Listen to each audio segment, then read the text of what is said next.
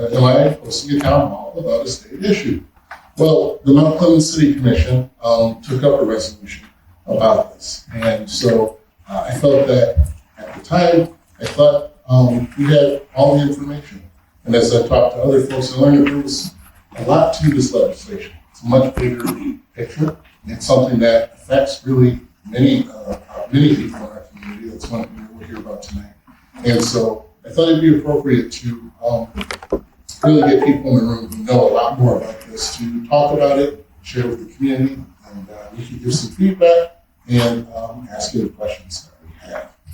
And so I also very quickly want to thank Senator Stephanie Chang and Representative Godfrey McKinney, as well as Leah Scott and Dotson. They all helped tremendously when it came to questions that people have had about this. They're the ones, those legislators were the ones pushing for this in Lansing. So without further ado, I'd like to give an opportunity for Alice Jennings to come up and talk a little bit about this legislation. And we also have a few other speakers after that. We'll have a question and answer portion.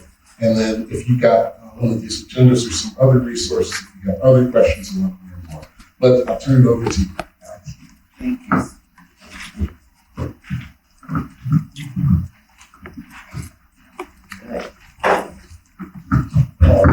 First of all, thank you so much, Commissioner Calhoun, for having us and inviting us here tonight to talk about an issue that's so important to communities all over this country, and that is the issue of water affordability. I want to thank as well Senator Stephanie Chang and her colleagues in the legislature, both in the House as well as in the Senate, who have really presented what we believe is cutting-edge legislation on something that is really affecting us all. Even though water is a human right and should be a human right, it is not. Right now, many people pay hundreds of dollars a month for water. And it's not just the water, it's the whole infrastructure of the sewage system and the piping that has to be replaced and the whole works that go with having a water system. I'm from Detroit. I'm a civil rights trial lawyer.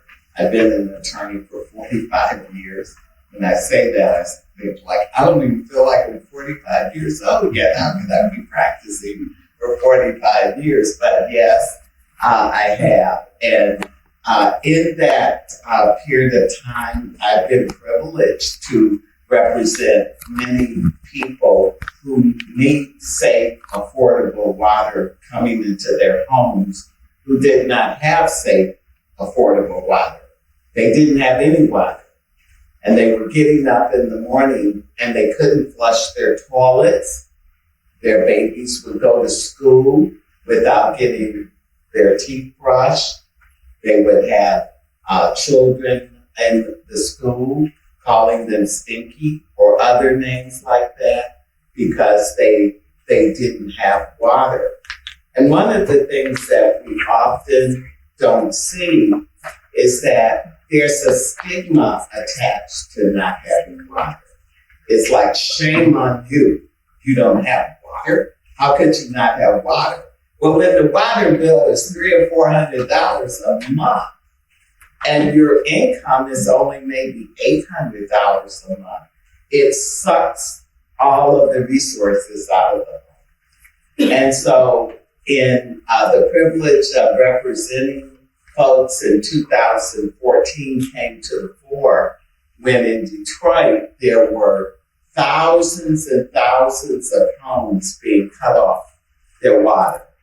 And it was literally a truck was going down the street and it was click, click, click. So you had whole communities that were without water. Now, the importance of not having water is most, if not all of you know, is that you increase the risk of disease in the community. Just multiple times. We found out that there was dehydration going on with senior citizens. There was an increase in emergency room visits. There were viral issues. There were pneumonias.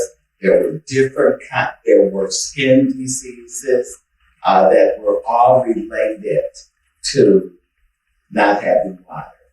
And just one of the things the People's Water Board Coalition, Sylvia Orduno is here with us. She's going to speak. A part of my speech is going to be with her. We have worked together for many years now on this issue.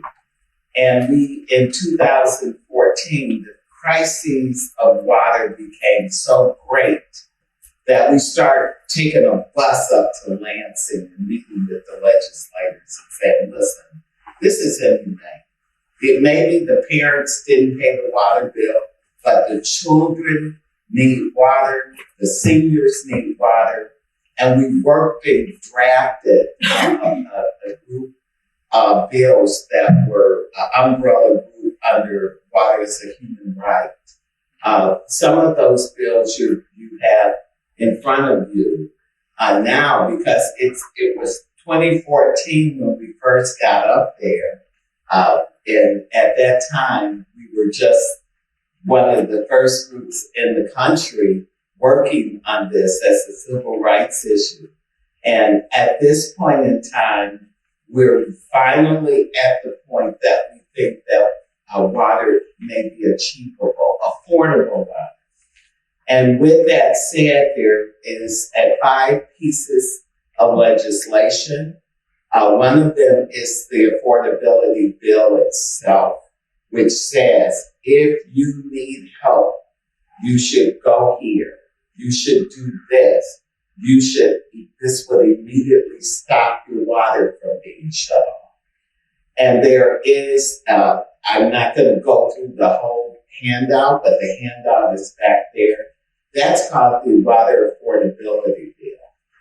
The other bill is a fund. A fund is created where we all say, okay, I really don't like doing this, but $2 a month is going to go to help keep other people's water on. You say, well, why should I have to pay for other people's water? Well, if you look at it this way, if you don't feel it like, I want to do this because I want to do it, then think of it this way. When you have someone sitting next to you at work or on a bus or in this room that doesn't have water on, and that person, because of that, has some kind of infectious process going on, you can get it. So the fundamental reason for having public water in the first place is because malaria, cholera, measles, mumps, all of those conditions were actually causing people to die, And so here we found out in 2020 that we were not immune from having a viral infection sweep through our country or the world, as it turned out. And as we know now, we don't know what's coming up next. All of these things.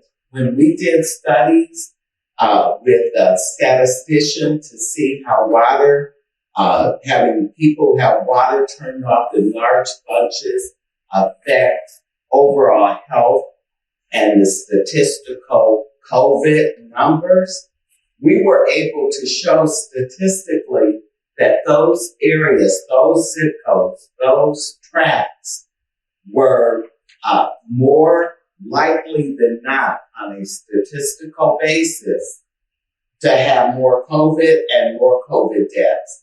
This is not something I'm making up.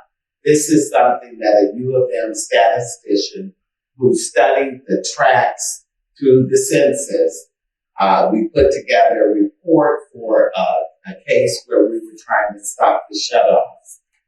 And so we were able to show that it's good health for everybody. And it's a program under the Water Fund that's $2. It also helps with plumbing repairs for those of us who are conservative about having conservation. We don't want to waste water. We found out in Detroit that about 37% of the water in 2014 was running straight into the ground. It needed to be fixed. And so part of that $2, for instance, not just Detroit, but in rural areas, in communities big and small, will help also with the infrastructure.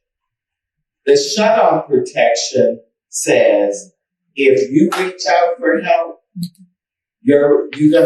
it's gonna shut down them coming out to your house and unscrewing. It's not that you have to wait 2 months while you're going through the program. Everybody won't be on the program. There is a financial cutoff. So someone who's working every day and making a good wage and is just not using their money wisely, they can't get into the program if that's a concern. There's also one of the bills is for tenant sub-metering, and that is a bill where we found that there were landlords who were collecting money from their tenants, but they weren't paying the bill. They just weren't.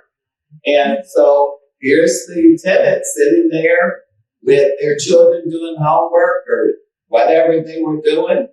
It's time to make dinner, go into the kitchen, turn on the water, no water. And so one of the things that we want to do, and we don't want to hurt any of the landlords, but we do want to create a layer of protection for the tenants.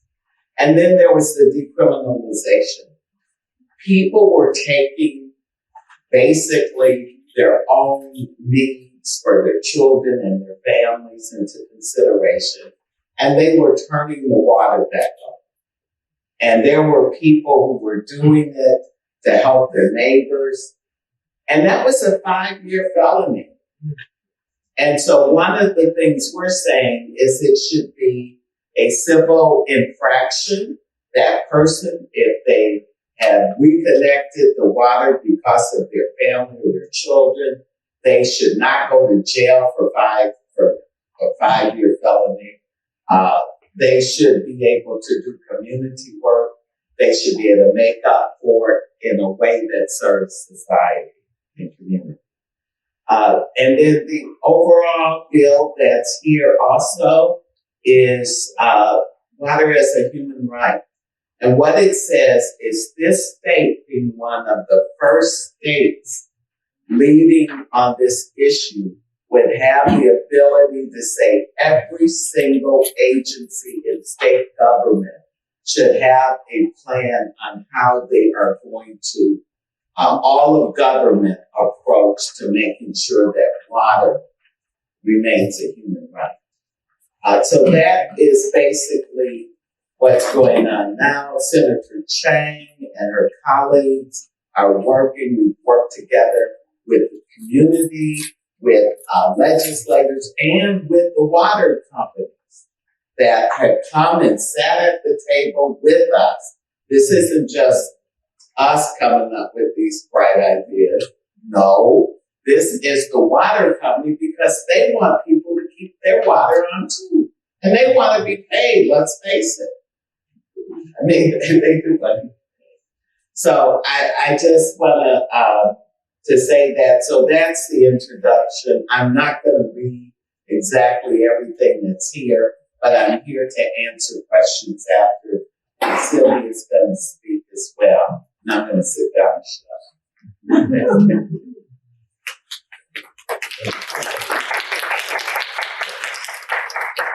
Sylvia. Oh, it's in the commissioner's hand. Oh, He's got a program. I'm sorry. I didn't know how. Thank you. I appreciate that. And Sylvia, was you? invite to come up and speak a little bit more about this.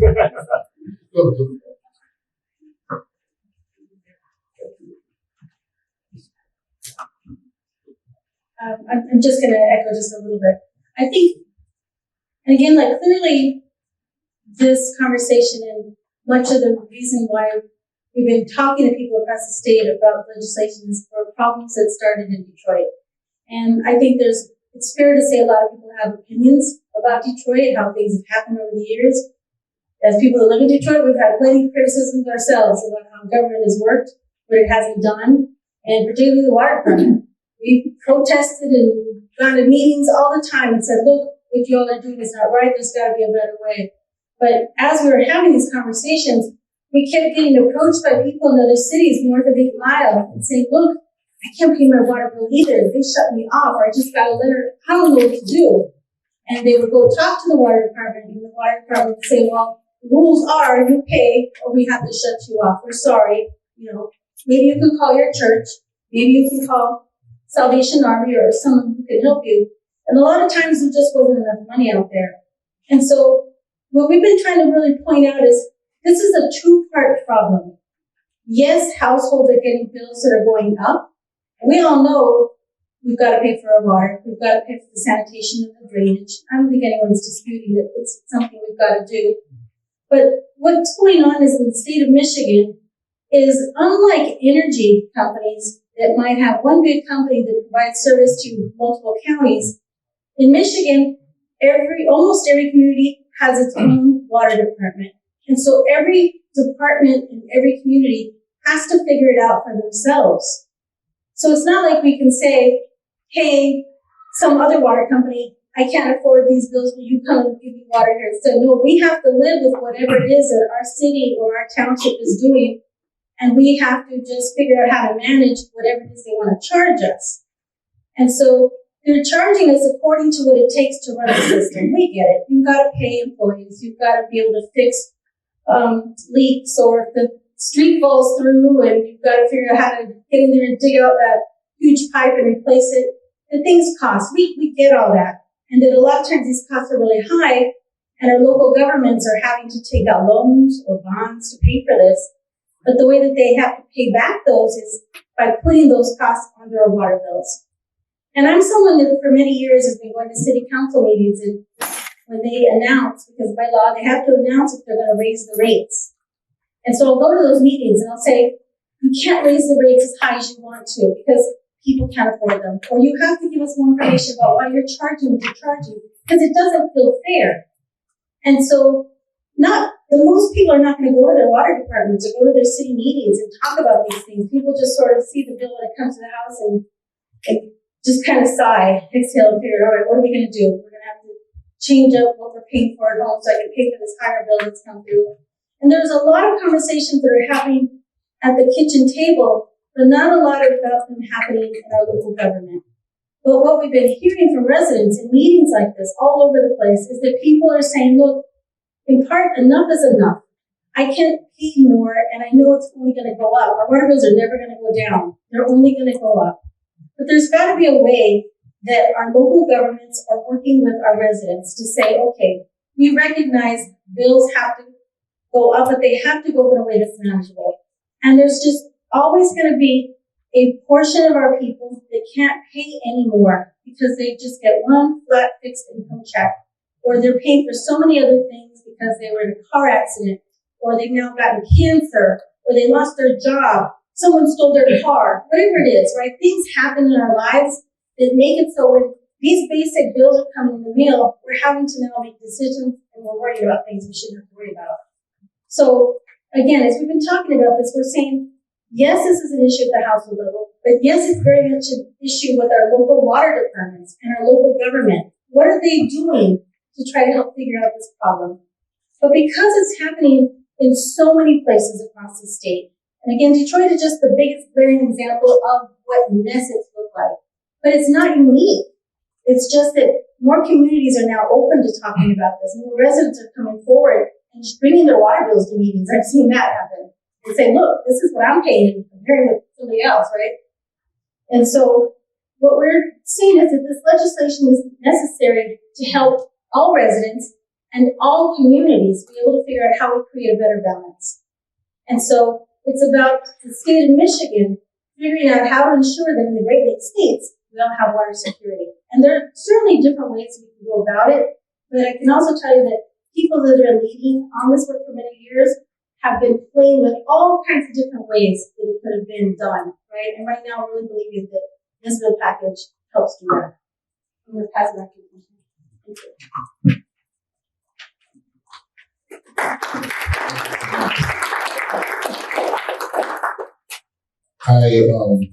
Thank you so much for that information. Next up, I'd like to pass it to Amanda Clyde from United Way. I think I'm really happy that Sylvia, you talked about not just the impact that this has in Detroit, but across the state. This is a huge issue statewide, and so thank you for bringing that home here as well. That's it.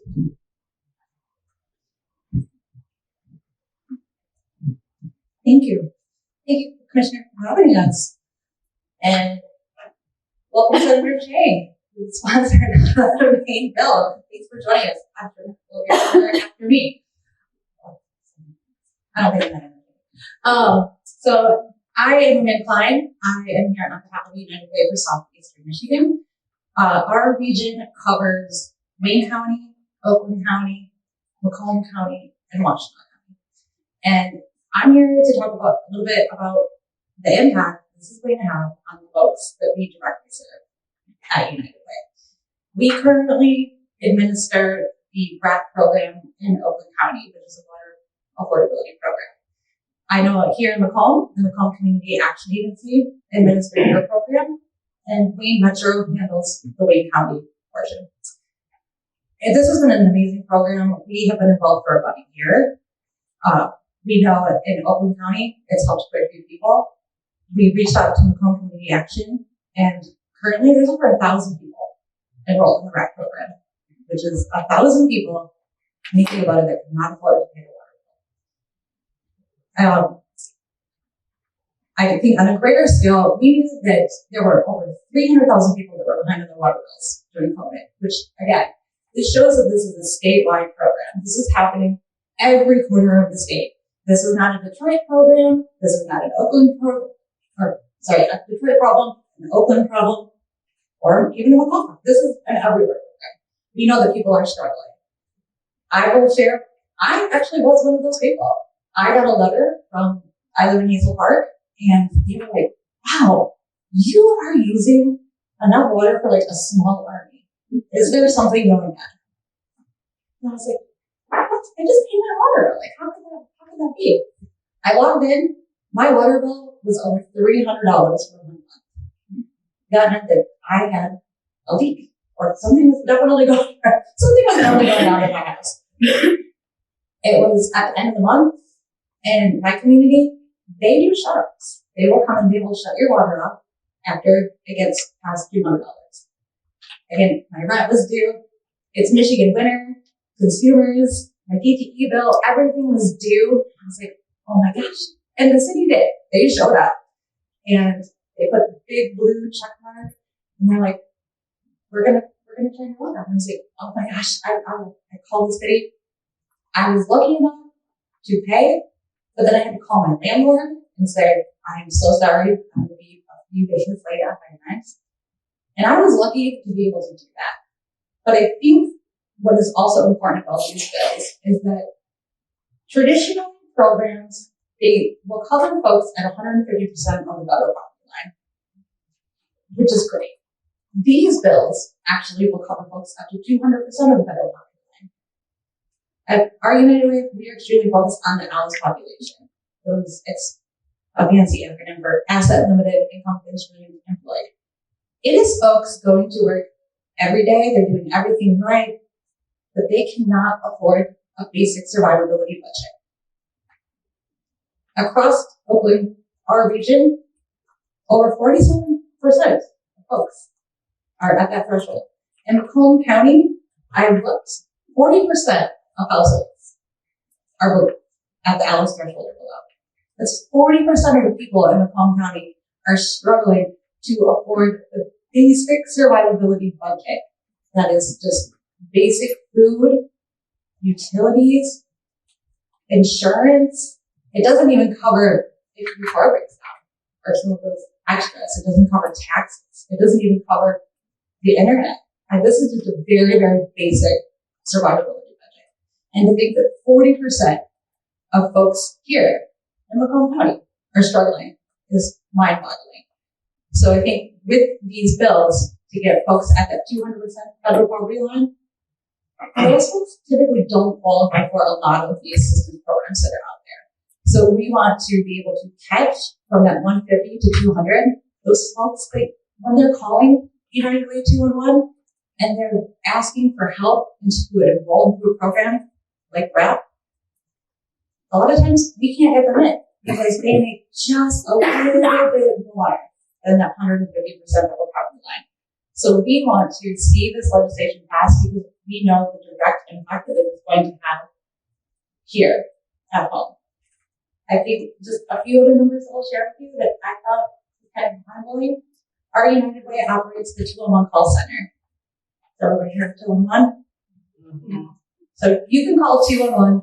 It's a 24-hour, 7-day-a-week, 365-day. If you are in need of anything, you can pick up the phone, call 211. You will be connected immediately to somebody who will help you get connected to the resources that you are looking for.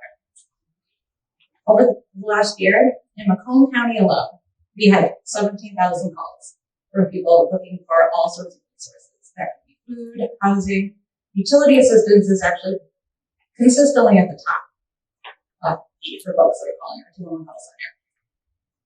We started actually tracking water last year. 600 people were calling to see if there was any help available to them in Macomb County, which then, of course, scoot it over to Macomb Community Action.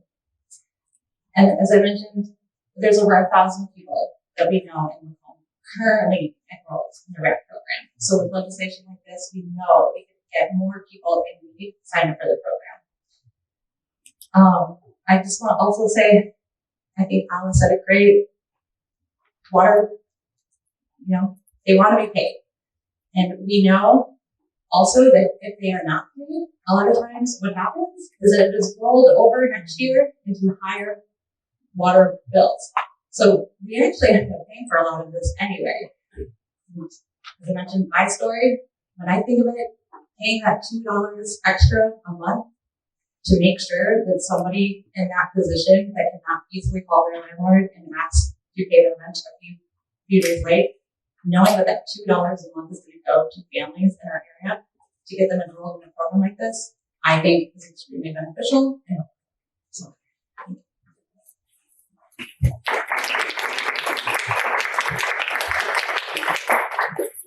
Thank you so much for sharing that. I've on here that the additional resources, United website is under Michigan. So 211 for anyone who needs that support. I'd like to invite up now Christine McGilvery from the Spener Club to speak for just a moment. And then, thank you. Thank you, Commissioner Calhoun. And I know that we've got Senator Chang here, so I don't want to take up too much time. So I think a lot of folks have made really important, valid points. There are just a few other things that I want to lift up and reiterate. The first one is the real reason why we've seen dramatically increasing water rates, because there's a perception that our water rates are increasing, and now they're going to ask us to be more center.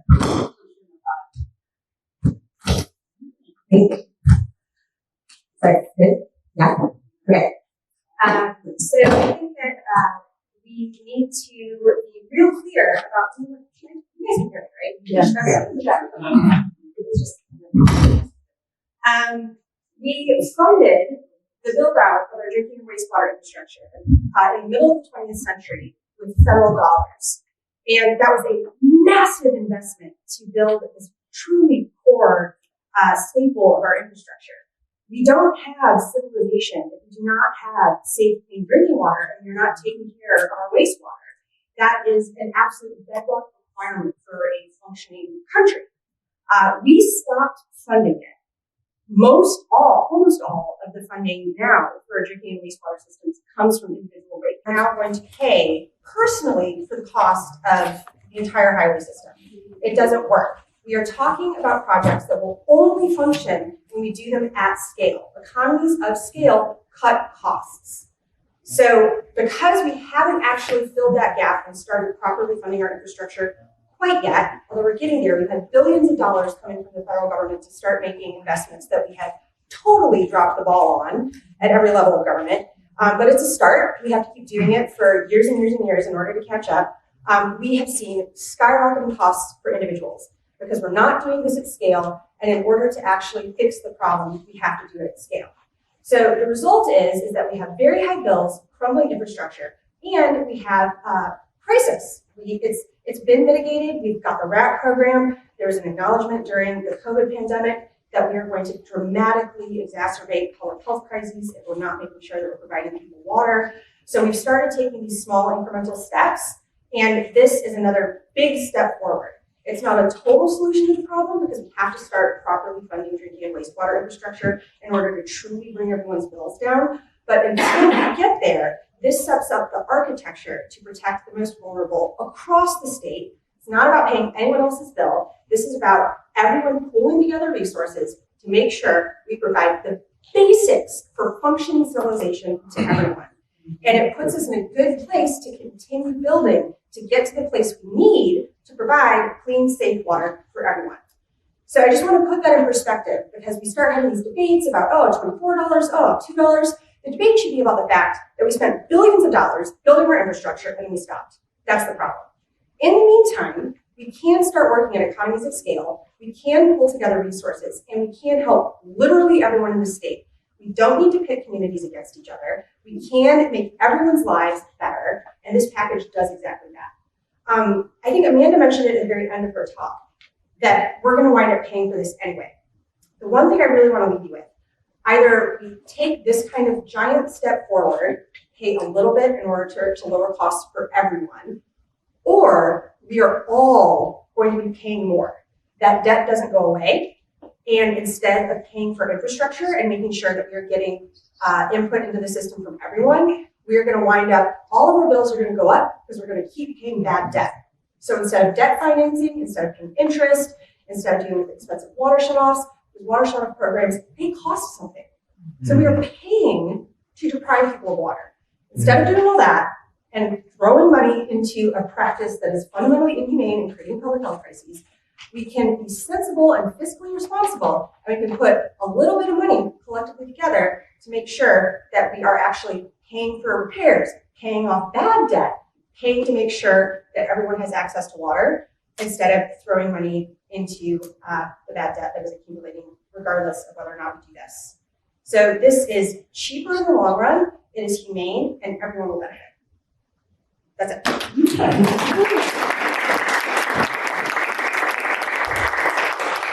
Thank you. I guess we don't need the microphone. I'd like to invite up State Senator Stephanie Chang to speak a little bit more about this package. She's been very helpful in answering questions that people had about it. And so yeah, I'll let you have the floor there. Thank you. There we go. Okay. Thanks so much for being here. I am a little under the weather, so I wasn't sure if I was going to make it, but really excited to mostly be here and help answer questions. Also, thank you to Representative Metzer for being here. I wanted to just sort of highlight again a couple key points. I think that everyone who spoke already did an amazing job talking about some really important aspects of why this legislation is needed, both for low-income residents and for water providers. I wanted to actually note that we have basically been working for about a year with advocates, water providers, the Department of Health and Human Services, environmental organizations, United Way's community action agencies on this solution. And it was really crafted in a way to try to be a win-win-win for everyone. So what was said earlier about how this helps not just residents, but also water providers and their long-term financial stability is absolutely correct. We actually do have the support of the American Water Works Association, which is the Michigan chapter, which is basically the statewide organization that represents water providers. Because we have incorporated all of their inputs on how to make this proposal something that will work for them. And through all of the conversations that we've had with both small providers, big providers, rural providers, suburban providers, urban providers, the more we talk to people who are in the business of providing water to residents, the more they realize that this is good for them, just like it's good for everyday people. And so just a couple days ago, I actually spoke to the AWWA conference that they had at Lansing, and I'm feeling very encouraged by the fact that the more we talk about this and the more we answer questions, the more that people understand just how good this actually is for everyone. So thank you so much for pulling this together, Commissioner, because I think it's really important that we continue to have this kind of dialogue. Two other bills that I wanted to mention that are in the package. One is around tenants. So, all right, it's going in now. So on tenants, one of the things that we know has been a problem is for those who are renting. We know of circumstances where people have been actually paying their rent, including the portion that they owe as a part of the water bill, and then the landlord hasn't actually been paying the provider. So one of the things that we are trying to do is work with the various apartment and property management stakeholders to come to an agreement on some language, which I think we're basically there now, actually, on ensuring that both the landlord and the tenant get a copy of the water bill. And so that if you are a tenant and you have been paying what you owe, but your landlord has not, and your landlord is responsible for the water bill that hasn't been paying, that you as a tenant are protected from shut-off, because we don't want our residents who are low income doing what they're supposed to do in terms of paying their rent to suffer the consequences because of someone else's bad actions. So that is one piece that I wanted to mention, because rent is expensive enough. Folks who are paying it shouldn't be penalized for something that someone else didn't do.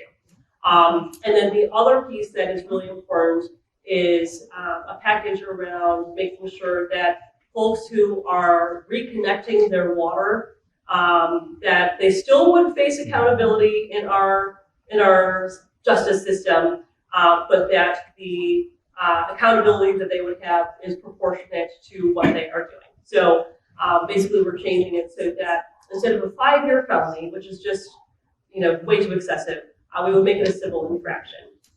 Specifically for those who are reconnecting their water service because they were not able to pay for their water.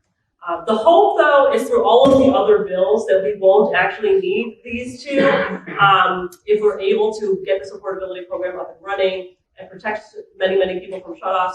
Then ultimately, hopefully, we will actually need the 2 decriminalization bills. However, it is still on the books in terms of a 5-year felony for tampering with utility, which when it comes to water providers, they are all, no one is opposed to this idea of making it a civil infraction when it comes to the water provider. So anyway, so we are working on those 2 pieces as well. And then I also just wanted to note a couple of changes that we have made in the bills in response to concerns that we have heard, both from residents in Calhoun County, but also from residents or township officials, or city officials in other places in the state as well. We recognize that there has been some narrative out there about the fact that people who are part of the Gliwa region have been paying into the RAP program.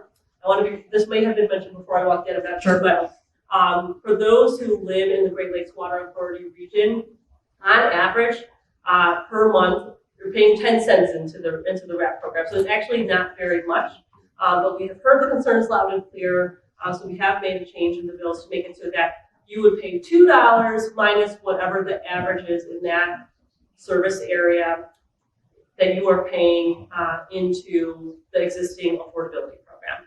So instead of the $2 would be one night or whatever. And then the other change that we made that we had heard from a city official in Macomb County, as well as a township official elsewhere, and others, as well as one of my colleagues, was ensuring that we actually put a limit on the amount of water that someone in the affordability program can use. And when I first heard the suggestion, I was like, I'm not so sure about this. But then when we looked into it, the Detroit program actually does have a limit on the amount of water that folks can use, and really no one is exceeding it. So based on the data, we know that this is doable. And in order to address that concern, we incorporated that suggestion. So if you're in a household of 0 to 4 people, then you would have between 6 and 8 CCS would be the upper limit on what you could use to stay in the affordability program, and then you would have to pay additional on top if you exceed that allocation.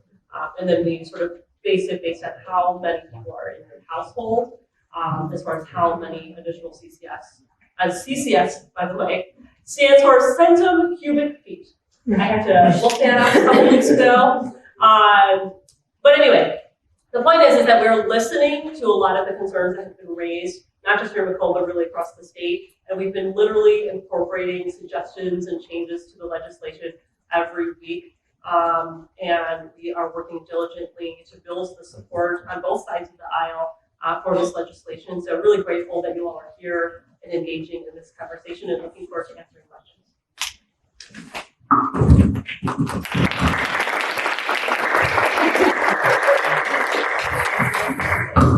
Thank you so much for speaking to that. Yes, go ahead. One very quick pertinent question, because I've heard it come up a couple times this interchange meetings. Either you or Amanda that can answer it, but the financial stability of the RAP program is on the rocks. I think that is worth mentioning. Yeah. Today, I think I heard 30 days. Amanda, did I hear that? It varies from county to county. Okay. When I think when they launched their program, or when they started enrolling folks, I believe Macomb County and Genesee County will be one of the first to run out of their RAP dollars. So it just is not a sustainable It's not, program. right? So there was a clear need. The RAP program is really important. Everyone's really excited about the RAP program, even in Macomb County. Without an ongoing sustainable funding source, we're not going to be able to keep helping people. So I think that's relevant. And one additional point on that is that, so the RAP program exists, but there's also RAPfinity, which is specifically for seniors and people on disability. And the idea is that if you're a senior or a person on disability, that you would be able to stay on RAP indefinitely, because obviously you're on a fixed income. Your income is not ever going to go up. But those are the most vulnerable residents who would be, they would be in jeopardy if we don't pass these bills, because we know that there isn't the money to continue. So. Actually, with that, we can begin the question and answer section. So if you have questions, like Eric, go ahead. Thank you very much. Eric Rick, City Commissioner. First, I'd like to thank Senator Chang we've had some emails back and forth, and I appreciate her taking the time to get into the very detailed emails I've been sending. One thing that was brought up was the idea that you've got folks that have monthly, several $100 a month water bills. I've got a family of 4. My water bill is about $100 a month. And I'm above average water user. Systems like ours, most residents are not going to hit the usage requirements to be able to leverage this program. And I'm concerned that ultimately this is just subsidizing very expensive infrastructure areas with the greatest need and calling it an affordability program. I know it's chicken or egg, which of these things we need to tackle first. But when you mention folks that are just over the threshold, okay, 200% the poverty level, that's $30,000 a year. The median income in Mount Clemens, $31,000 a year. I noticed there was a carve out for communities of 10,000 or less, which is great.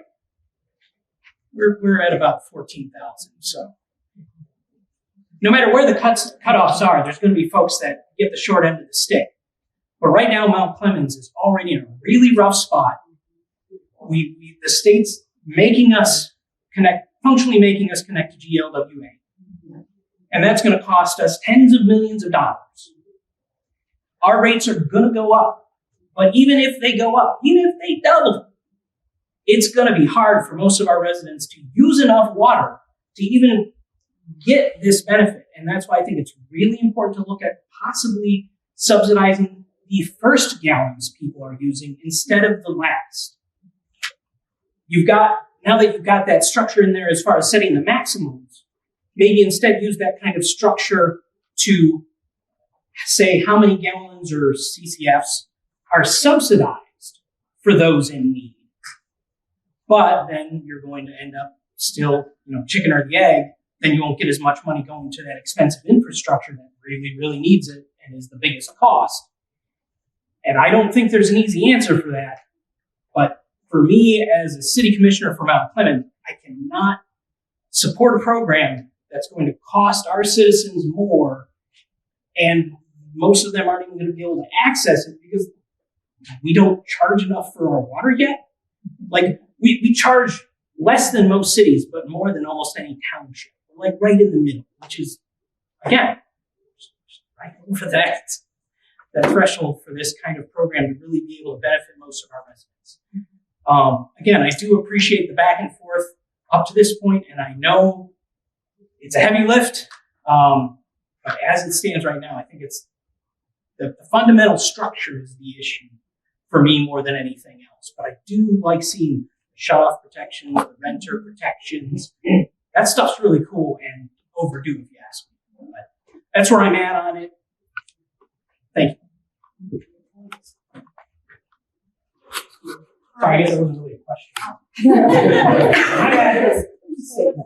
I also live in Mount Clemens, and I'm one person living in a condo, and I pay $100 a month for my water bill. And water has continually gone up, so has all of our other utilities, of course.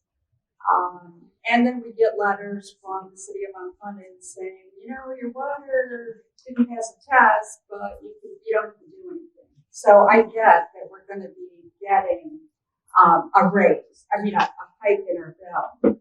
And there's many of us that are not living, we're living on Social Security or a fixed income that's going to be very difficult because Social Security doesn't go up very much. If it does, it's like $10 a month or something.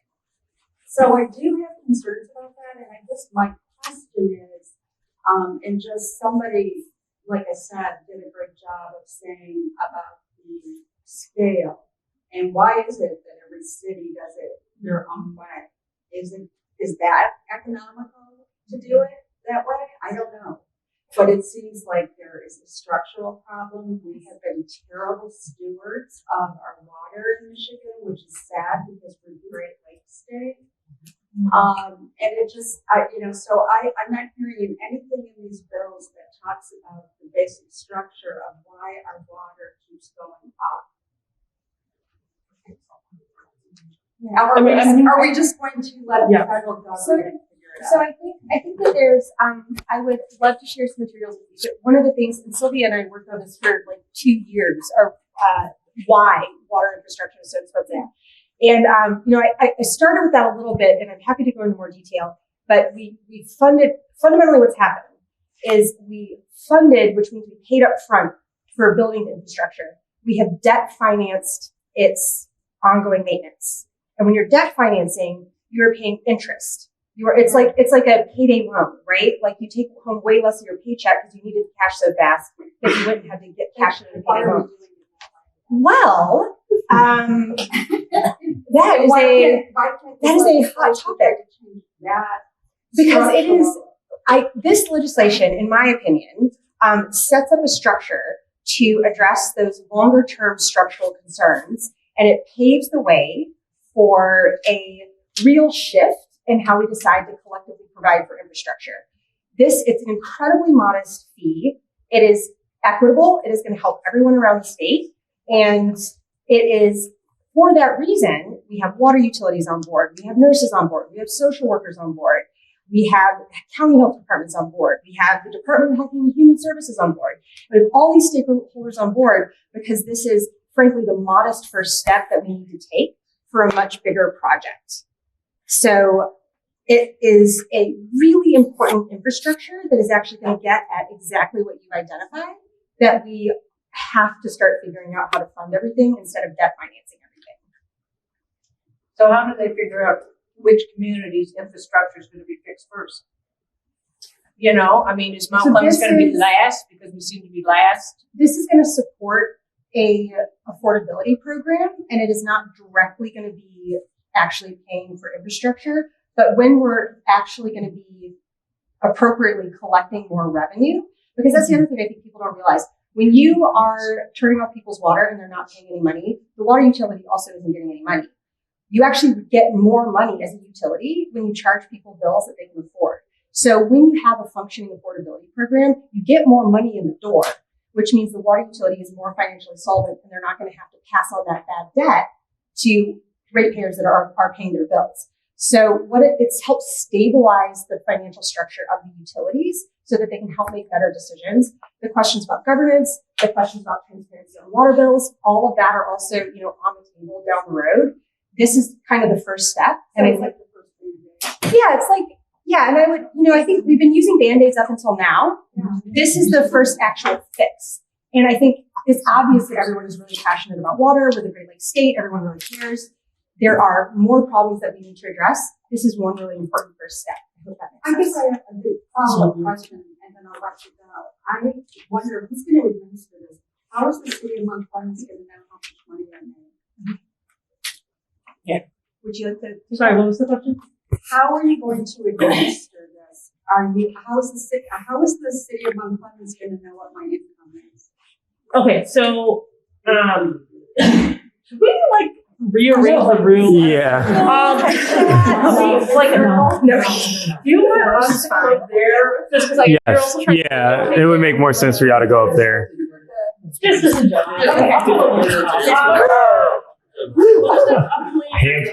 On Christy's point and your initial question, actually, when I was in the House, there was a Republican representative, now House Supervisor, who actually introduced a bill that went nowhere, and it was reintroduced, but still go nowhere.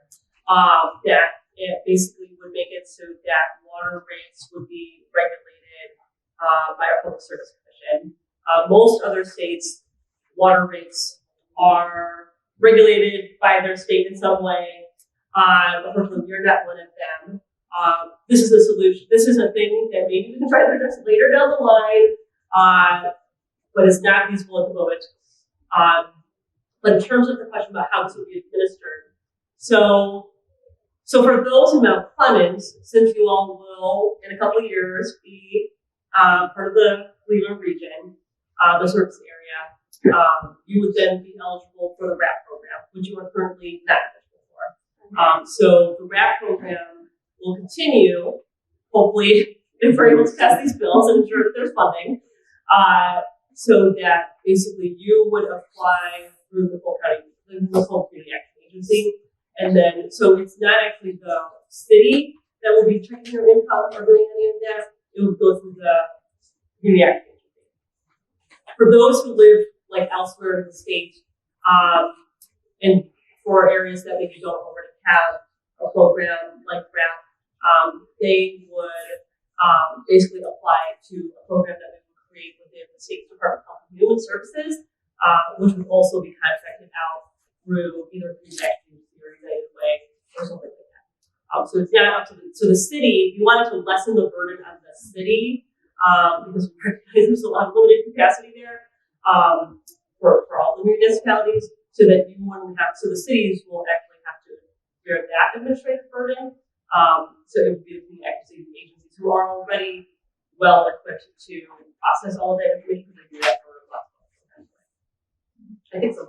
So in answer to my question, none of the $2 and possibly $3 if they increase it is going to go for infrastructure? None of it? It goes for plumbing rates? Sorry. So I think this is part of, I think, the challenge that we were talking about earlier, right? About this is a household problem and it's a local utility problem. The bills themselves are not directly about paying for infrastructure. They're about indirectly addressing the infrastructure needs that are impacted when people can't pay their bills. And so we want to have conversations all across the state with all of our utilities, but they're all local conversations. In Detroit, it's a massive problem, right? We've known the data, we've talked about it, but every community has a different way that they deal with this, and they don't want anyone else telling them how to manage their water department. That's part of the challenge here. So some communities have stepped up and say, okay, we've got an affordability problem. What are we going to do? Who do we need to talk to get residents signed up for a program? Other communities are like, we're not talking about it. This is not a problem for us. Our residents, if they need help, they figure out who to go talk to about this. What we're finding out, though, is there's too many people in that second part that don't know who to talk to. Their community doesn't have a program. There are no resources. And so you can't go to get help from somewhere. The issue is that unless we can deal with each of the infrastructure problems, the way that utilities are charging you at the local level, there's never going to be a way that we can do this at scale. LEWA became the closest way to try to get some kind of scale on this when there was the whole court-ordered negotiation that formed LEWA. So right now, anyone that's in the LEWA system is benefiting from being able to pay less for now the cost of infrastructure. If you're outside of that, like Mount Clemens, like Highland Park, those residents are paying more than people that are in the system. But your local government still has a huge say in how things operate. The bills are intended to deal with people at the household level. So if we can find a way to say, aside from what all of our local governments are having to figure out, and when pipes bust, they've got to address those, there's still a problem at the household level about what's coming out of your tap. And so the cap on the usage is really just to say, look, we want to incorporate responsibility in there. And so your bill will be a certain amount. If you stay under that usage, you go above it, then you pay more, which is fair, right? But there's got to be a way that we say, look, while we get figured out all of these infrastructure issues in every different community, we've got to have a way to protect all residents in the state. Right now, there's no protection for anyone unless your local government or GLEWA happens to put in some protections. But even GLEWA, as we talked about, is inadequate right now with the RAP program. It was not intended to serve so many people. That's not what the deal was in the formation of GLEWA in the City of Detroit agreement. Some people have said, we'll just increase the GLEWA budget so that we have more money for RAP. You've got to open up that whole agreement between the formation of GLEWA and the City of Detroit. And I got to tell you, if we do that, Detroit's going to change the terms, right? And so we've got to work with what we've got. So the next best thing really is how can we do this at the state level for scale? How do we have everyone that's got a water meter pay $2? It goes into a fund. Then your utilities, when they send you a water bill, if you're enrolled in the program, you'll be paying that smaller amount, wherever that comes out to. In Detroit right now, the payment starts at $18, right? There's 3 different tiers depending on your income level. So you'll be getting a water bill that's for that, let's say $20. The difference, if your water bill was really $50, at $30, the state, out of that $2 fund everybody's paying for, is going to send it back to your water department because you're enrolled in the program and they know how many people need to be reimbursed to the city. So the money goes to the state, so it's on one fund that the Department of Treasury is going to be monitoring because they're going to be keeping an eye on these dollars, make sure it's equitable, make sure it's used appropriately. There's got to be reports on how the money is going out across the state, which different counties are spending, and having people enrolled. So it's very much going to be monitored, right? And so the next stage of this conversation has been for people that are on a well. What about us? I've got wells that are not safe to drink, wells that are falling apart, that need to be re-drilled. So now the conversation is about what about us? But right now, we're focused on those folks that have a meter. We're trying to figure out how to get incorporated people that are on wells, because it's a serious thing, right? Water quality issue, very much tied to this.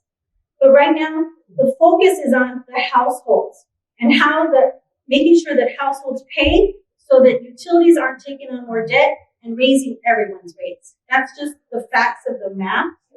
So, Two things I want to look at. So the money will be coming back to communities where Yes. they need. Yes. So it's not a case of people sending money to Lansing and the money Right. disappearing. It will be coming back to communities. And then I think the other thing to look up is how expensive water share programs are. So instead of your utility paying for expensive water share, so I think like the city of Detroit paid I think over $250,000 to run their water share off program. That was $250,000 to shut off people's water instead of $250,000 that they could have used another way. 15 million. 50 million total. Yes, for 4 years. Right. So instead of the utility having to not collect money, shut off water, accrue all these costs, they will have more money to do the things they need to do as a utility because this part is being financially stabilized. Does that make sense?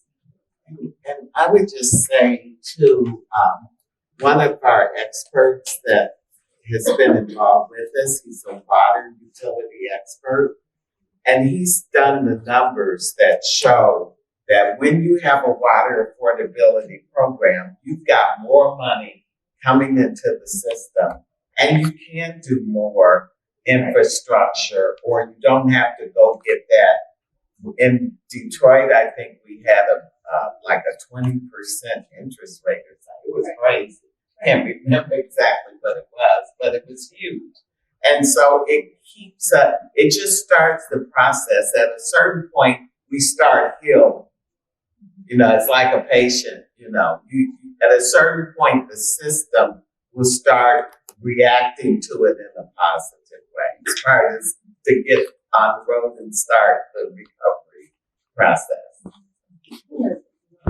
Yeah. So we're here as Mount Clemens residents. I am a Community Action Center, and I'm also commissioner for the city of Mount Clemens. Macomb Community Action Center residents already has water affordability. We already use it. It is a once in a lifetime use. But Macomb Community Action Center also has other funding. We get grants all the time. So we're always able to help utilize in your bills. We don't have well as she said, as she stated, because of the water program that we have, we are looking forward to it.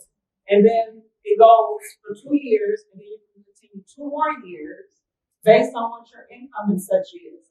But I have never, and I've been there many years, have seen where we had to tell people, no, we can't help you. Your water is going to get cut off.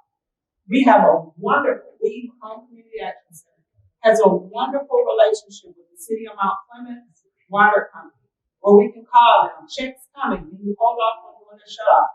No problem, because of the 100% guarantee that they know and see that money is going to come from some kind of a grant. So we already have it, Mount Clemens residents, when you call Macomb Community Action Center, which covers the county to help our city. So don't worry when you have trouble with your utilities and things like that. You contact the city, they'll probably direct you to Macomb Community Action Center so we can work this out. We don't want our residents or our neighbors' water and stuff cut off. Yes, also contacted if you have children when your water is cut off. So we have DHS, we have CSPG, we have a lot of different funding programs, but we're already using this. Okay, so I did want to share that. I do have to leave to go to another meeting. If you have questions, you can call. I'm probably want to answer the phone, or be happy to sit down and talk with you. The city of Mount Clemens already has a relationship going smooth with Macomb County Community Action Center. Okay, But some of us aren't in that category. right. Yes, ma'am. But your water affordability is not just anybody that is going to come through and contact, and you're just going to get the help. Trust and believe. You're not going to get a call. You're not going to call and say you need some help, and your water is about to get shut off and hang up. My Clemens too, since we've been billed monthly, lately we've been seeing that you don't get a shut off notice. So we call and talk to them just like you can and find out when are you due for a shut off? What are you looking at time wise? They never said no. They always work with us so your water's not shut off. So you got this plenty of programs to get that help. Can I ask a quick follow-up on that one? Because I'm just out of curiosity. I live in the city of Warren. I think this is kind of like some of the concerns that were brought up today. I really love your comments on like subsidizing the first part of that. But like with programs like yours, I know some of the work that you've done. I think the net for the average person isn't cast wide enough for us to even know about that. So like as an example, the city of Warren has a program where you can get a loan, a low interest loan to do repairs on your house. I knocked on 10,000 doors last year for the campaign for like elections. Not a single person out of that 10,000 people that I knocked on know about it. Right. Then the other issue is on the flip side, and I'd love to hear your feedback on this.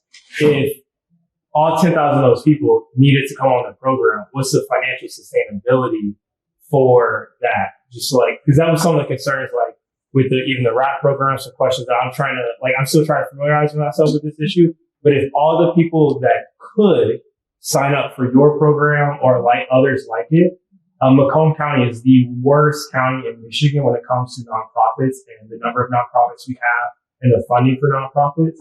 And so I'm grateful for yours because it's effective. But like if everyone that needed the help in Macomb County jumped on board, how long would you last before you run out of funding? Because I don't want to go tell all my neighbors and then they be calling, because that happens with other nonprofits. Oh, we ran out of food. Oh, we ran out of help. And so I'm just curious, because there's 3,000 people in the city of Warren alone that could use your, and I'll get the information to them, but. Right.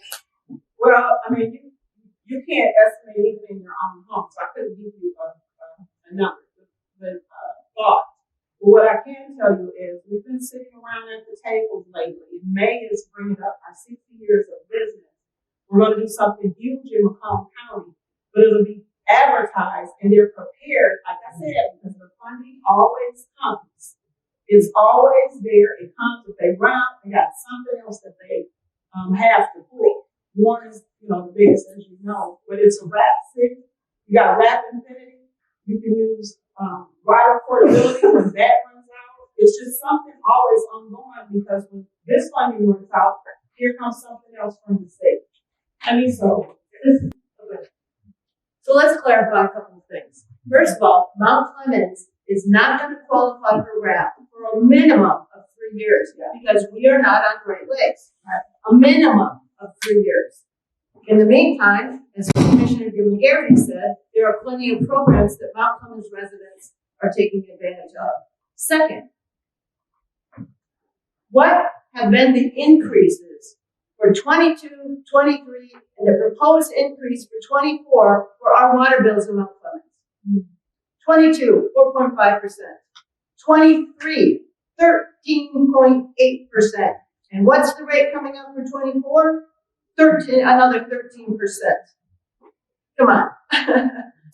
You're going to ask me to put $2 on my water bill when I've had all of these increases for the last 3 years, and there is no prediction right now what the increase is going to be over the next 3 years until we get to Great Lakes so we can afford this water infrastructure, because we are going to pay.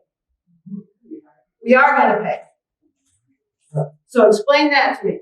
And when we go to Great Lakes, what 3 communities? What 3 communities or places does the city of Mount Clemens sell water to? We sell water to Harrison Township residents. We sell water to Clinton Township residents. And we sell water to Selridge Air Force Base. You explain to me how this is going to affect them. Nobody can explain that to me. Selridge Air Force Base just made the news for the 12 CA-46 or C-46A tankers. It is going to sustain this community, this county in southeast Michigan for friggin' 30 years. And now you're going to tell me that I'm going to go to them and say, hey, give me some more money for water. Not going to happen on my watch. I will tell you very clearly that I am not in support of these bills. And there's only a couple of ways that I can be moved. Number one, you are charging me and her and her and her the same thing that you're charging Walmart.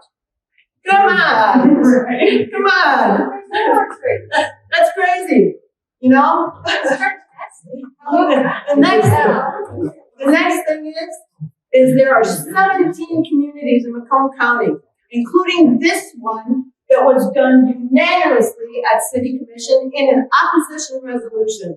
There are 17 communities who have put that opposition in, who have filed formally an opposition. You give those communities an opt-out. The other part of that is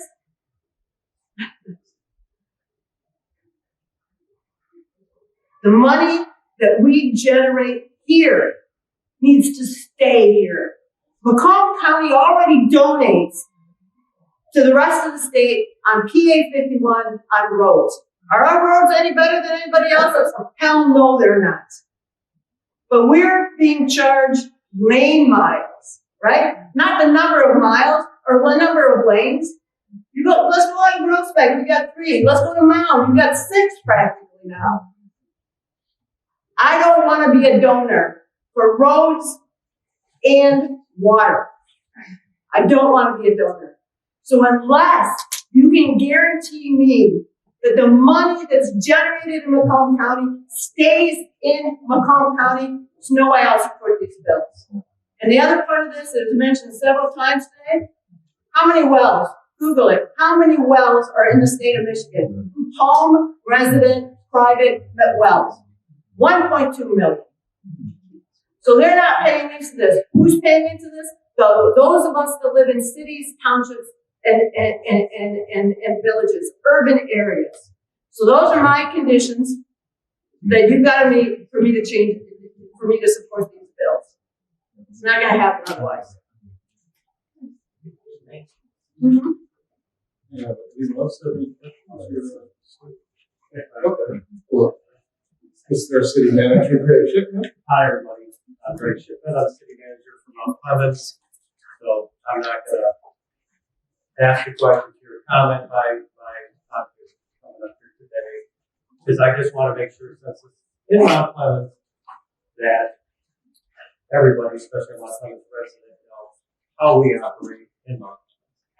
Okay, so a couple things that were brought up. We're setting up water rates. I don't know how it's done in other communities. It was kind of said that it's kind of off the cuff, willy-nilly. In Mount Clemens, our commissioners take this very seriously. And when we come in and we ask for a rate hike, every dollar has to be accounted for. And this includes every person in the water department, every piece of equipment, every shovel that goes in the ground. We project capital improvements, infrastructure. And that's how we set our rates. And again, every dollar has to be accounted for. It was brought up about having a leak, and this can cost you a lot of money. So what we've done in Mount Clemens is, as it was stated, we call it monthly water billing, which helps people track and kind of budget much better than before. We also have gone to smart meters. These are mag meters. They can be installed for free. It allows you to install an app on your phone, and you can literally track every gallon of water you use. If you get a leak, you know immediately. We also have a system in place where we know if you had a leak, whether you have a mag meter or not. And if you come to us, get a high water bill, and we see that there was a leak, then we waive the sewer side. So basically, your bill gets kind of tapped on that. It was brought up about problem with rentals. So there currently is a landlord-tenant agreement. It's a legal document that can be signed by both parties. A bond is put up, and if there's no payment, it's not shut off. Payments made on the bond, and both parties are notified. It leaves several months to rectify any situation that might be going on. Also in Mount Clemens, we have a rental inspection division that also protects renters from not only water problems, but any other type of living condition problem that might come around. So last, how we help, Commissioner Beharity said a lot with community action. Also, what we do is we offer a payment plan. No interest, we waive penalties, right? As long as somebody's making that payment, their water doesn't get shut off. We make sure that whatever resources are out there is made available to them, whether it's through community action. There's been several programs, EHOP, I know that's ending, LEWAP, new things come along all the time. So we do care about our residents. We do go out of our way to make sure that our rates are set properly. And we make everything we possibly can available so that our residents don't. So I just wanted to make that clear to everybody tonight, especially any people that are here. Thank you.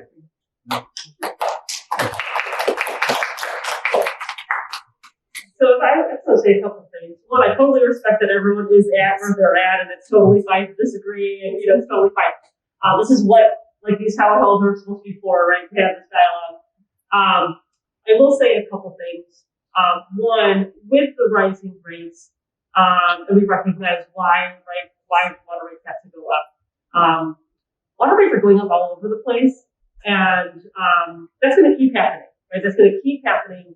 But at the same time, not everyone's income is going up. And so we recognize, I don't think anyone here denies that there's a problem around water affordability. The problem is that the programs that currently exist are not long-term. And so we have to do something in order to ensure that there is long-term longevity. The RAP program is not sustainable. Like the Great Lakes Water Authority has been very clear about that.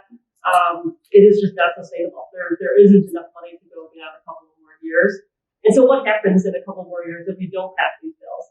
Then that means that there's more low-income people that still can't afford their bills that won't have the shut-off protection if we don't pass these bills. So we can try to keep having a dialogue around the details and how to make it work.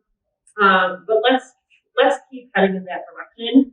Is I guess what I am hoping that we can do, right? Because if we don't do anything, then we're doing a disservice to all of the residents, whether you're in Mount Clemens or Warren in my district or Detroit or wherever. The need is going up. We also know that the RAP program is wonderful. We love the RAP program.